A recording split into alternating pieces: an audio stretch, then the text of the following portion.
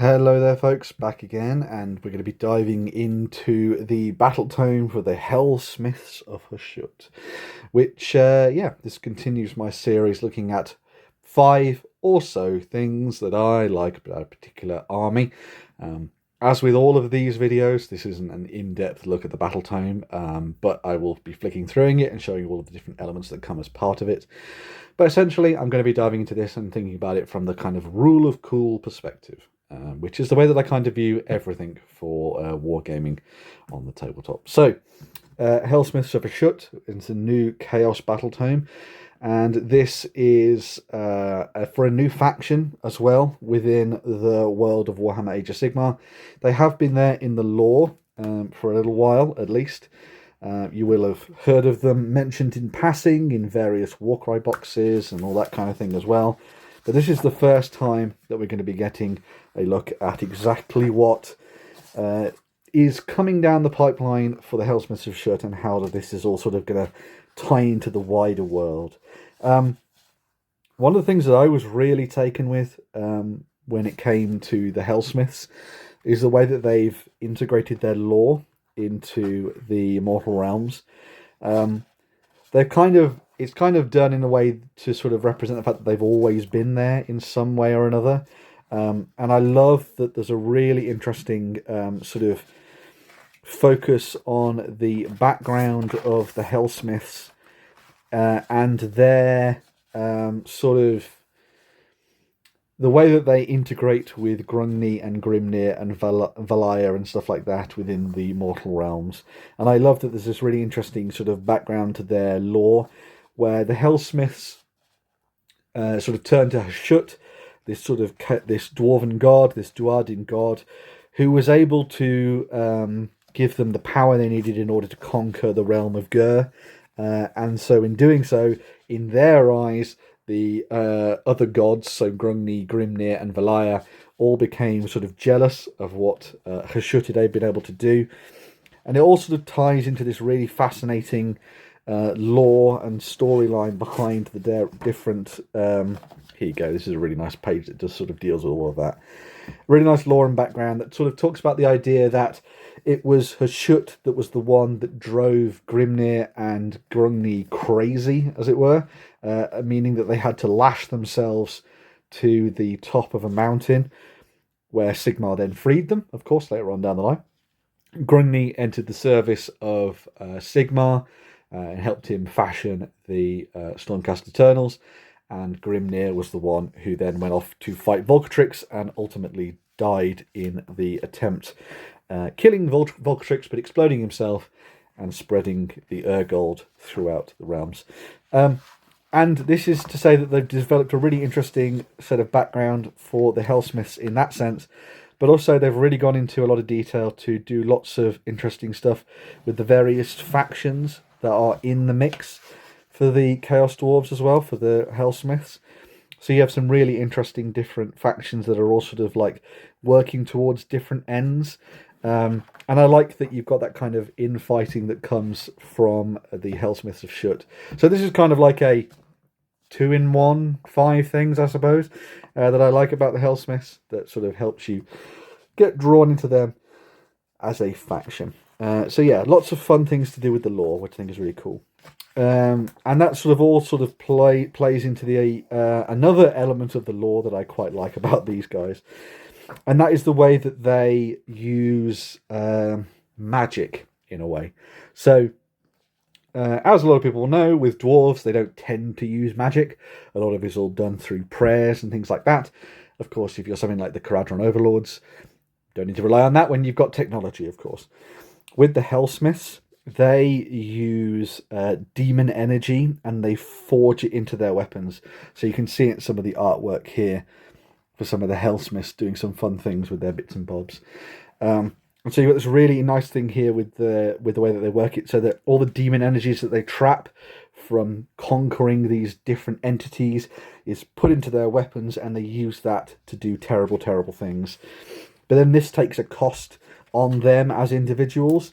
So there's a really interesting bit in here where it talks about the fact that, yes, they're able to conquer and master demons, but slowly over time it sort of ossifies their bodies. It turns them into stone, so it starts to. There's a kind of a shelf life to a Helsmith. Although you wouldn't know it from some of the characters in there, which is quite cool. But there's lots of really interesting bits and bobs in there, which is quite nice. So I guess that's number 2 in a way, when it comes to kind of like the lore and stuff in the background. I also like there's a really interesting bit in here about the way that they work alongside the likes of the Cruel Boys and the Hobgrots, where you have lots of interesting bits of infighting and all sorts of different things. There's this really fascinating story called The War of the Broken Promises, which is told here, which is all about the Cruel Boys sort of doing weird and quirky things that play around with the idea that maybe they engineered this kind of alliance between themselves and the Helsmiths over time, which I thought was really fun. And it kind of adds a little bit more of that sort of humour element and a little bit more depth to the Cruel Boys, who potentially, I guess, have been maybe forgotten about a little bit over the last couple of years after their entry as part of the last edition of the game. There's also some really interesting stuff in here about the way that the Helsmiths have interacted with the Fyreslayers. And there's some really cool bits and pieces in here, especially around the idea that the Fyreslayers have been almost pushed to their limit. A lot of the holds have been absolutely destroyed. Grimnir himself is kind of like possibly dead as well, or like on his last legs. And so there's a real sort of setting the scene for the Fyreslayers to go up against the Helsmiths in a big kind of update to them, which would fit with the ideas that we've heard when it comes to the lore and the releases for the Warhammer Age of Sigmar storyline. You can see some more of the fun bits and bobs from this particular collection. I'm going to skip through to these guys. I am a massive fan of the Ashen Elders, so you see them there. So a lot of the Helsmiths use bladed weapons like axes and things like that, big spears and stuff. They don't tend to use hammers because hammers are a weapon of Grungni.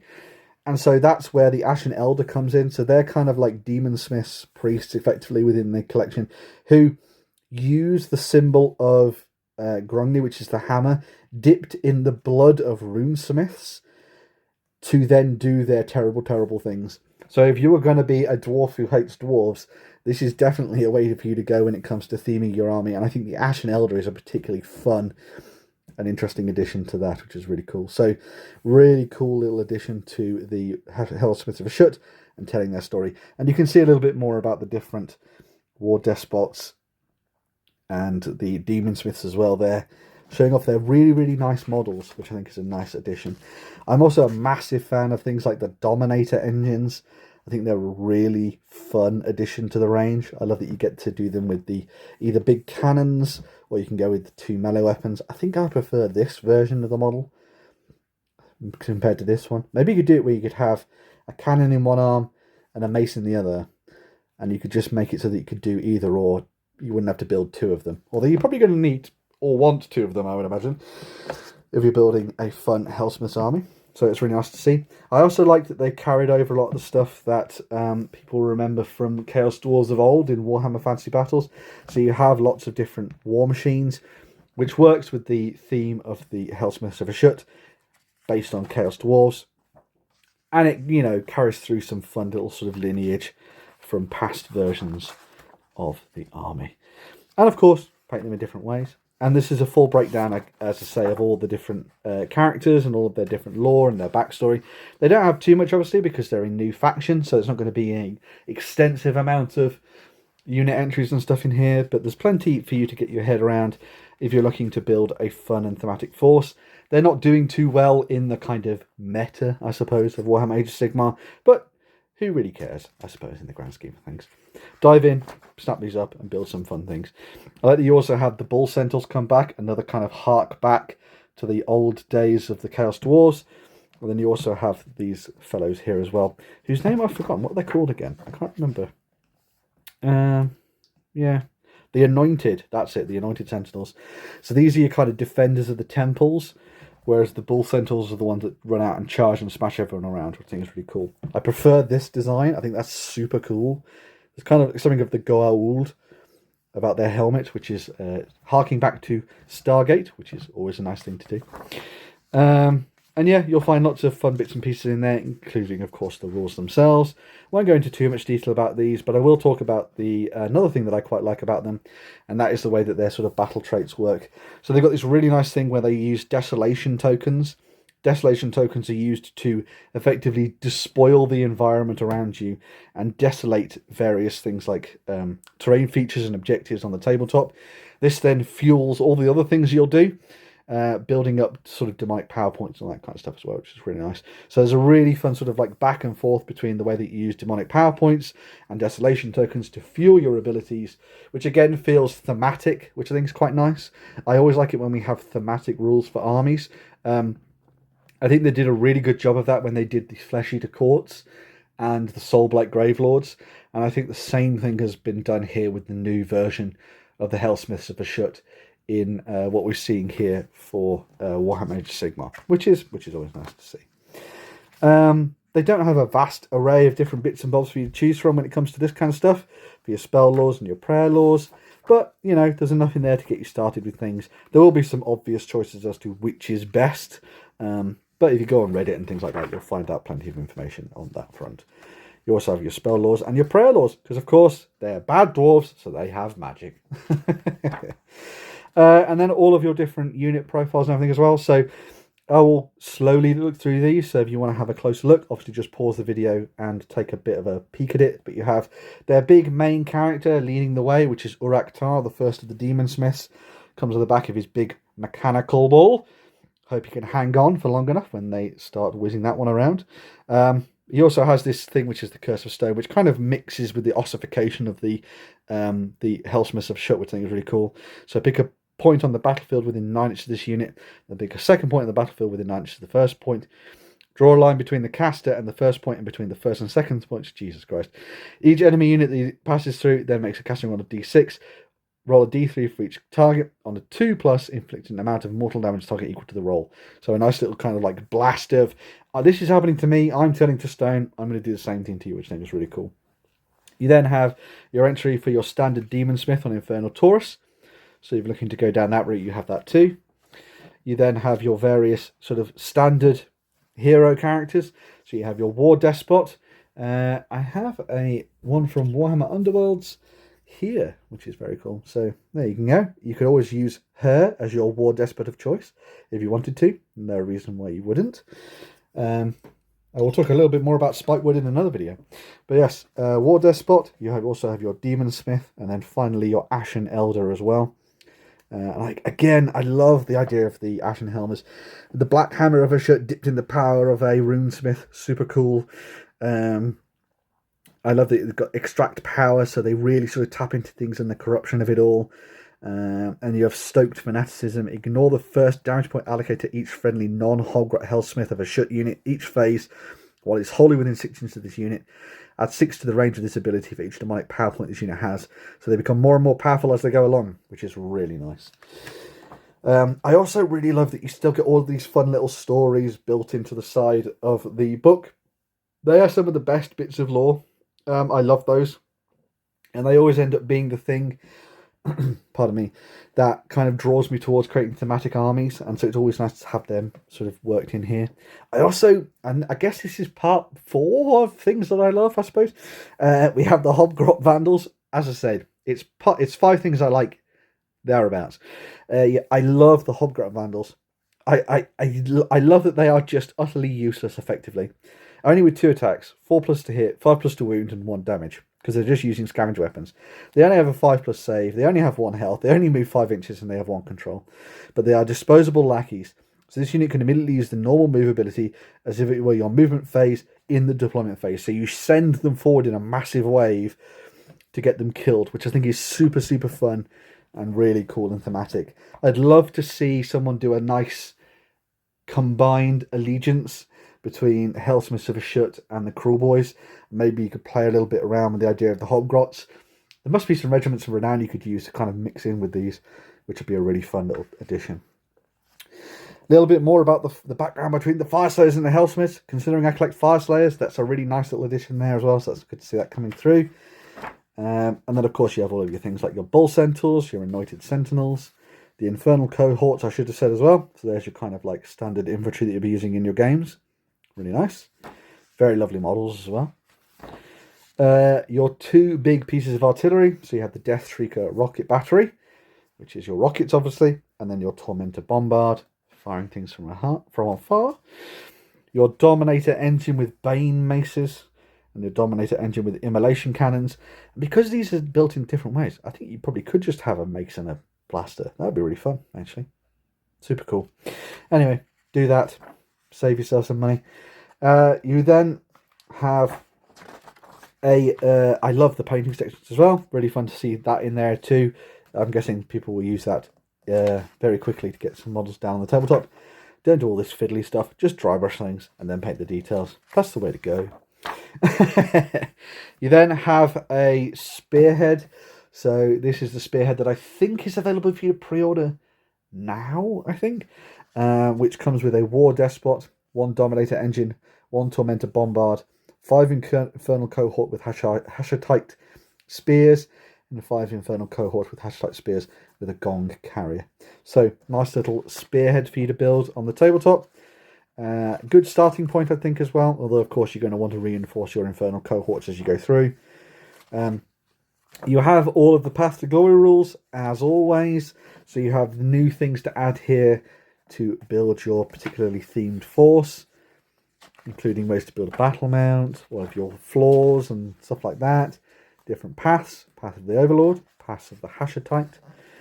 And then you have your Army of Renown. So you have Tar's Grand Forge Host here, which is all based around Uruk-Tar, the first Demon Smith, which is a nice little addition there for you to go down. So a fun little Army of Renown there. And then you have the Ziggurat Stampede, which is based on a Demon Smith and Infernal Taurus, alongside all sorts of fun things, including the automatons. And I think there's a fun bit in here. Oh, no, yes, I know where it is. So this is the last thing that I think is super cool, and it is the Regiments of Renown. I can take or leave the Cursed Steel Battery. That's just artillery, fun things. Who cares about that? This is the one that I really like. I love the idea, because again, I am a massive fan of Ashen Elders, of an Ashen Elder and a Dominator Engine with Bane Maces, just kicking ass and taking names, walking around the world. So you have a fanatical priest who is walking around, and he needs protection, of course. And so that's where you get a big ass Dominator Engine to come alongside him. So this can be used obviously with all the different Chaos factions, as you can see there. And he comes with a couple of abilities which are tied specifically to him. So if you'd like the idea of running this kind of like maybe a Hashutite advisor, perhaps, who goes out there, this seeker, Thorbrawls the Seeker, goes out there to advise other Chaos forces as to where to go and what to do, what strange magics to plunder from ancient ruins, everything like that. This is a really fun addition.